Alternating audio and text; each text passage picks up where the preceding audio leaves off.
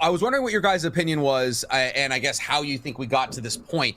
In that there's two-tailed beasts on Earth. So I've seen a couple of interesting theories, but most of them stem from the fact that Ishiki and Kaguya brought two. Why would they bring two? Because Momoshiki and Kinshiki didn't bring any. So how did we end up with two ten-taileds like on Earth?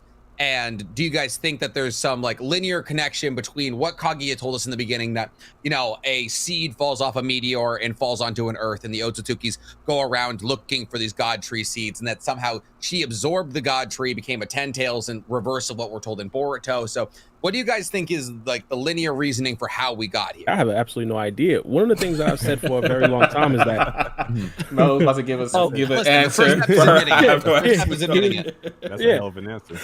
I personally believe a lot of things that we learn about the Otsutsuki clan, about Kage Otsutsuki, and about Hagoromo from Naruto and Naruto Shippuden, I think a lot of that is BS. And I think it's BS because no one really knows what happened pre-Kage. Because of that, I mean, there's not really a lot of things that we could truly go off and say that right there is a fact. And even Amado, when Amado was kind of breaking things down and explaining some things, we see a couple of things that were like incongruent with the story that we got from Naruto Shippuden. And of course, we kind of found out that what was fact was what Amado was saying. So a lot of things that did actually happen in Naruto, or what they did actually say, I question a lot of it. Similar to like Kage is like the princess, Kage is like no one can really rival Kage can't die, a bunch of things like that. I personally believe they're BS. You're retconning everything we learned in the war arc then?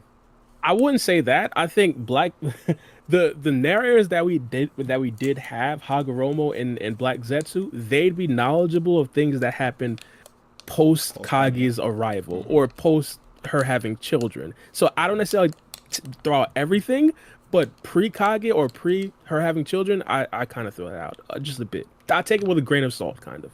Like that. Okay. I'm kind of in the same camp. The most recent information is the correct information to me. But what the problem to me still becomes though, like, why is there two Ten Tails? Mm-hmm. So my take on that is like, if you look at Ishiki's Ten Tail, we'll just say that it's referred to as the juvenile, which suggests that they're a mature one, right? Which also suggests that they come in ages, which might suggest that they actually reproduce, right?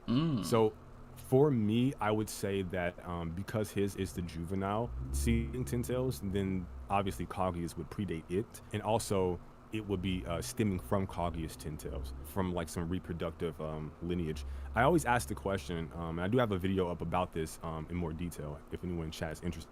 Dojutsu mutation as it pertains to the seedlings, like why do they possess dojutsu to begin with? It kind of goes really deep, to be honest, a little too deep for this. I'm gonna watch that after this.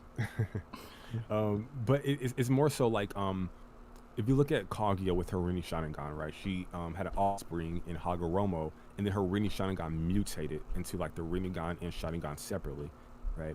So it would be something akin to that, where a seedling arrives on a planet, and the primary power mechanic of that planet would be, I don't know, the Sharingan as an example, right? So then that seedling would absorb the knowledge and power of that world, so therefore it would possess the Sharingan from that process. And then it goes on to reproduce, and then you would get your juvenile Ten Tails. And then from there, it would mutate, the Sharingan that it has mutates into some other variant, right? This is why you get so many diversity of dojutsu in the verse, like Ishiki's dojutsu, or Tenseigan, or Byakugan, or all of these type of dojutsus, because of constant reproduction and mutation produces new jutsu. And I would say that this is definitely a theory, but I think it's very logical, because when Kaguya consumed the chakra fruit, she gained the dojutsu. So obviously the power comes from the genetics of the Ten Tails, right? So the question would be, why is there so much diversity when it comes to dojutsu? And I think that's an interesting premise to present, but that would be my answer. I like the way you tap Mello. I'm gonna have you on my page one time. You and me, bro. We're doing a collab. I like how informative and scientifically you approach this stuff. Here I am, like talking about how the Cloud Village is like. I was like, Cloud Village is the strongest village because of like agricultural advancements, and everyone was like, yo, this shit is heat. And I was like, all right, cool. So I gotta have Mello on the page at some point. Me and him could just talk about like the genetic splicing of the Sharingan. Yo, so my explanation probably isn't as drawn out as Mello's or mundane as Bara's, but I honestly, this is going to probably be a little bit wacky. I think Amado created that Ten Tails. Kind of sort of how like what is his name? Victor? Yeah, Victor. Remember Victor created a God tree? Yeah. Kind of like how 3 seconds. For like what? You said for like 3 seconds? For like 3 seconds, yeah. He got folded by it. Yeah. Orochimaru. But yeah, that was been my theory for like a while. Maybe Amado has something to do with this juvenile Ten-Tails. Maybe it's like a scientific Ten-Tails, something like that. Because that's what Jigen was primarily like basing all of his everything off of was Amado's like research and stuff like that. So that's why I think probably Amado has something to do with that Ten-Tails, because that would make it so it's not retconning what happened in the war arc, but it making it make sense at the same time to fit the storyline. You know, everything's scientific, so Amado having a hand in creating that Ten-Tails. I don't know. That was just my theory. Huh. Yeah. When I first seen that Ten-Tails, or kind of still right now, I believe that Ishiki probably just stole that Ten-Tails from a different dimension. It's just that simple. Or that. I don't necessarily. Yeah, I believe that Ishiki is strong enough to actually go around dimension to dimension, terrorizing a bunch of people, playing like a bunch of gotchas. And if he happens to see a Ten-Tails that's kind of loose, or a juvenile Ten-Tails that no one really cares about, he'll probably be able to deblock it. He'll probably. Come here, boy! Just like lassos him, just rips him in whatever dimension he wants. I love that for him. Throw the what's that Pokeball called? The strong Master Pokeball? Ball? The Master Ball at him real quick. Honestly, if I saw Ten-Tails, I feel like I would use my Master Ball as well. So I can't say I blame him. Do you guys think wait, Do you guys? real quick? NZ Emery, the way you answered that Master Ball question so quickly, do you like Pokemon? Are you watching Pokemon? Are you a Pokemon fan? I'm not watching Pokemon currently, but I am. Pokemon's dope right now. Well, listen, no, I saw Ash become, champion. I've done Alola. Alola. Am I fucking this up? No, you're fine. You're fine. Yeah, that's what I thought. But anyways, no, Hoenn? Whatever. Whichever one was the one we were just on.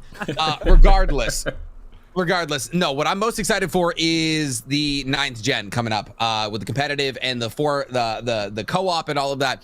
Pokemon is going in the right direction right now. That is for sure. I'm very excited. Also, they named a pig Lechonk. So what more could we ask for, really?